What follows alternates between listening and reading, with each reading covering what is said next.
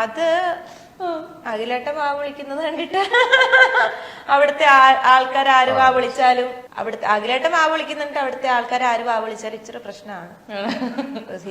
Very brilliant player ആണ്. അങ്ങനെ തന്നെ തോന്നിയിരുന്നോ? ഇപ്പൊ ഭയങ്കര വിസിബിൾ ആണല്ലോ എല്ലാവർക്കും. അത് ഭയങ്കരമായിട്ട് ആളുടെ ഒരു പ്ലേയും ആളുടെ മൈൻഡും ആൾക്കാർ ടാസ്ക് കിട്ടുമ്പോൾ അതിന്റെ എന്റെ ആള് കണ്ടു കഴിഞ്ഞിട്ടുണ്ട് ഓൾറെഡി. അത് പുറത്തുനിന്നുള്ള എല്ലാ വ്യൂവേഴ്സിനും ഭയങ്കര ബ്രില്യന്റ് ഗെയിമറാണ് കേട്ടോ. അത് ഇപ്പൊ ഞാൻ പറയട്ടെ, ഞാന് അവിടെ പോയപ്പം ഇവര് ഈ ഷിജിചേട്ടൻ ഒഴികെ ബാക്കി ആരും എനിക്കറിയില്ല. ഞാൻ കൊറേ വിചാരിച്ചു കൊറേ ആർട്ടിസ്റ്റുകളൊക്കെ ഉണ്ടാവും എന്നൊക്കെ പറഞ്ഞിട്ട് ഞാനിങ്ങനെ പോകുമ്പോ ഇവരൊക്കെ ഈ ഒരു അവസ്ഥയായിരുന്നു എനിക്ക്.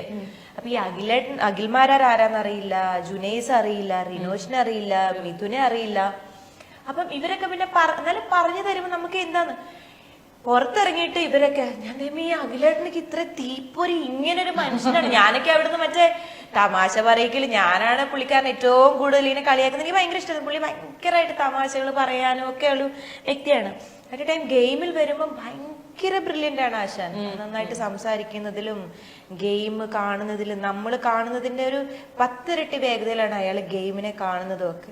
പക്ഷെ ഞാനൊരു കാര്യം പറയട്ടെ, നമ്മളിങ്ങനെ ഭയങ്കര അടിപൊളി കണ്ടസ്റ്റൻസ് ആണെന്ന് വിചാരിക്കുന്ന ആരും 100 ദിവസം തയ്ക്കാറില്ല. കാരണം എന്താ വെച്ചാൽ രജിത് കുമാർ, ഡോക്ടർ റോബിൻ, ഇപ്പൊ അഖിലിന്റെ ഞാൻ എല്ലാരും കൂടെ അല്ല ചിലപ്പോ ഒരുപക്ഷെ അങ്ങനെയുള്ള ഒരു കണ്ടസ്റ്റന്റ് ആണ് അഖിൽമാരും. അങ്ങനെ മനസ്സിലെപ്പോഴെങ്കിലും തോന്നിയത്? എനിക്ക് തോന്നിയിട്ടുണ്ട്. ഉണ്ടല്ലേ? പിന്നെ കോമൺ മാൻ ഈ പറയുന്ന ഇപ്പൊ പുറത്തുള്ള ഒരു മൊത്തത്തിലൊരു റൂമേഴ്സ് ഉണ്ട് ഈ 5 പേരാണ് വരാന്ന്.